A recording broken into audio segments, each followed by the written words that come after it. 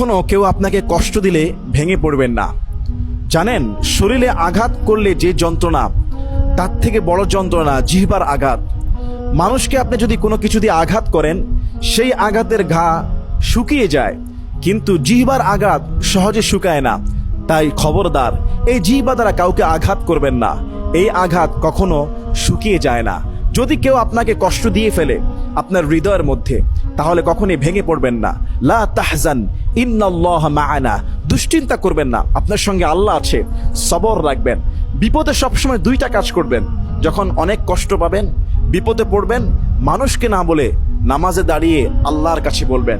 সিজদায় পড়ে চোখের পানি ছেড়ে দিয়ে অন্তরের কষ্টটা আল্লাহর কাছে শেয়ার করবেন। দেখবেন একটা তৃপ্তি পাবেন, এক অদৃশ্য তৃপ্তি, যখন আপনি রবের কাছে আপনার কষ্টের কথাগুলো বলবেন। সবসময় মানুষকে ক্ষমা করে দিবেন।